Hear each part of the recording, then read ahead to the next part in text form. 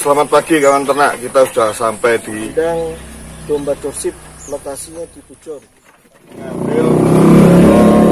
Setelah ini penuh atau terserah mereka untuk rata-rata tiap 3 bulan kita panen. 3 bulan ya. Panen untuk sebenarnya. Saya tadi juga sebelum kita bicara ini, saya dengar Pak Alex juga menjual pakan. Apakah seperti ya, itu, Pak? kita memproduksi pakan, sementara sih memang kurang dijual bebas Ya. karena keterbatasan produksi. Tapi kita lebih banyak untuk mensupport koperasi-koperasi atau mitra-mitra ternak kami yang memang membutuhkan pakan yang organik, yang bernutrisi tinggi dan harga terjangkau. Ya. Ya. Mungkin beralih ke ini. Perawatan mungkin, Pak. Kalau untuk domba itu ada perawatan khusus atau gimana, Pak? Maksudnya biasanya sih orang-orang satu kambing datang atau domba datang itu disuntik vitamin sama obat cacing. Untuk perawatannya di sini itu gimana? Semua ternak yang barusan datang dari tempat lain dari pasar itu ada SOP namanya pengemuan. Jadi pertama pasti diberikan elektrolit karena dia pasti dehidrasi dari perjalanan. Terus diberikan suntikan biosan, sulfidon, antibiotik, multivitamin sama obat cacing. Semuanya itu untuk memperbaiki kualitas ternak. Setelah nanti seminggu atau sampai sebulan kita ulangi lagi. Setelah itu nggak pernah diulangi lagi. Oh gitu. Karena semua ternak baik dari peternak kecil, desa, tradisional ataupun dari pasar, kualitasnya berbeda-beda. Nah di sini kita samakan standarisasi kualitas kesehatan hewannya dengan memberikan itu secara massal. Terus yang kedua dicukur. Ya, cukuran itu penting sekali untuk agar pakan fattening yang kita berikan itu masuk ke daging, bukan masuk ke bulu. Oh gitu. Nah, terus selain itu juga gunting kuku. Ya, ini yang sering diabaikan, terutama kalau untuk fattening nggak ada masalah. Karena 3 bulan kuku panjang dipotong. Tapi kalau untuk breeding, perhatikan kuku. Karena kuku panjang bisa menyebabkan pergerakan ternak kurang maksimal dan birahinya bisa turun. Oh, gitu. Baik jantan maupun betinanya. Kalau untuk pemotongan bulu, apakah harus rutin? Misalkan 3 Ya, bulan 3 bulan sekali. 3 bulan 3 bulan sekali rata-rata udah panjang. Ya. Walaupun memang di tingkat peternak tradisional jarang melakukan itu. Ya, itu apa pengaruh karena khawatir jamur atau istilahnya kalau orang Jawa bilang gudiken gitu. Gudiken itu domba kebetulan tingkat skabiesnya lebih rendah daripada kambing. Kambing lebih gampang tertular skabies, domba enggak. Ya selain kebersihan, estetika, tapi terutama untuk pakan, supaya pakannya yang dimakan nutrisinya itu terserap untuk daging, bukan ke arah bulu. Intinya di situ ya, Ya. bukan. Kalau untuk kuku kan juga pengaruh dari alas dari lantai kandang. Nah, perawatan untuk itu ada spesial ya, minimal 3 bulan sekali. Minimal. 3 bulan sekali untuk Ya, potong sudah kuku. panjang. Untuk alasnya sendiri pembersihan itu setiap hari atau? Tidak perlu. Tidak perlu. Selama tidak ada bekas diare, tidak ada bekas sesuatu yang bisa menimbulkan bakteri, nggak perlu. Karena bakteri itu tiap hari kan pasti ada. Kan kotoran sebelum masuk ke bawah kan pasti menyentuh dulu geladak kan ya, baru itu ke bawah. Yang penting tiap bulan disinfektan. Setiap bulan kandang disemprot. Ya, disinfektan.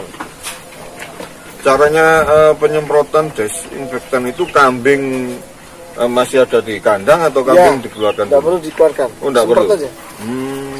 Jadi desinfektannya kena badannya ternak juga boleh. Terus kena geladak, yang penting geladak, dinding, dan lingkungan bawah. Semua lingkungan disemprot. Tapi kambingnya tidak perlu dimandikan pakai desinfektan. kambing dombanya nggak perlu. Oh iya. Nah, ini menarik nih. Saya pernah ketemu teman-teman peternak itu, ada domba atau kambingnya seminggu sekali atau 2 minggu sekali itu dimandikan. Apakah itu wajib atau? Enggak.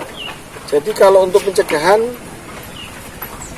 yang berkaitan dengan apa? Kalau pencegahan berkaitan dengan skabies, yang di kambing perlu sebulan sekali. Itu pun juga memandikannya bukan desinfektan, tapi pakai sumber insektisida, obat insektisida. Jadi kebanyakan yang mengandung ivermectin.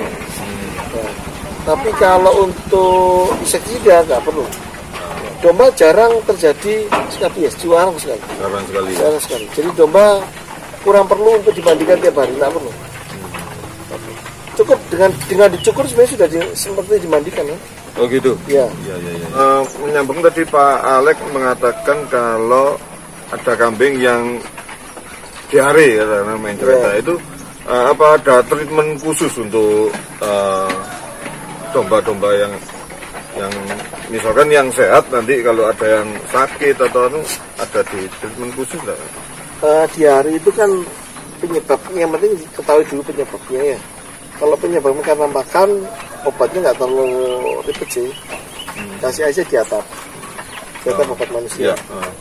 Nah, tapi kalau karena bakteri, baru harus diberikan antibiotik yang berkaitan dengan E. coli ya. Seperti contoh ke kolibak dan lain-lain, banyak merek. Yang penting untuk mencerna bakteri di rumen ini ya. Nah, sambil diberi elektrolit supaya tidak dehidrasi.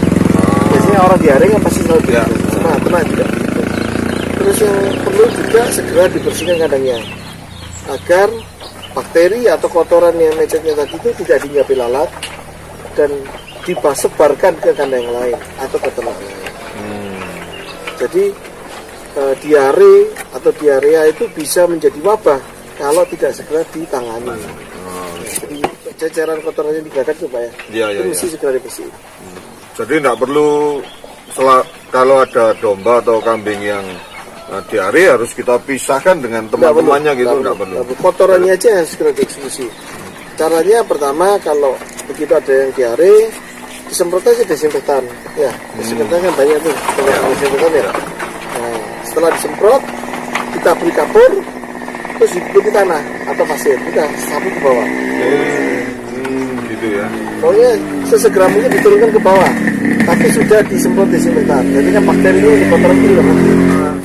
Pak Alex, ini saya lihat di belakang ada sistem kemitraan. Nah, sistem kemitraan yang bagaimana? Mungkin bisa dijelaskan Pak. Oke, jadi saya selain di kandang sini kan punya beberapa kandang untuk memproduksi gunungan maupun untuk memproduksi bakalan.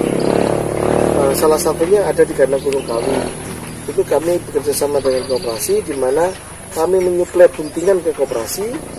Koperasi punya anggota, distribusikan ke anggotanya. Mereka nanti yang di kandang masing-masing melahirkan. Nanti ibunya titip kawin lagi ke kami, anaknya disetorkan ke kita. Ya. Itu khusus untuk koperasi atau mungkin kalau ya, ada semua badan usaha bisa. Badan usaha. Ya, yang penting bentuknya kemitraan bahwa kita mendapatkan anaknya. Atau kita juga menjual beli lepas. Jadi misalnya ada peternak yang sudah saya sebutkan tadi, kepingin punya anakan dorper, Van Roy atau Awasi, tapi tidak punya uang untuk obatnya, kita beri kesempatan dengan membeli buntingan kan ya. Induknya sudah bunting dengan harga terjangkau. Begitu. Oke. Ya.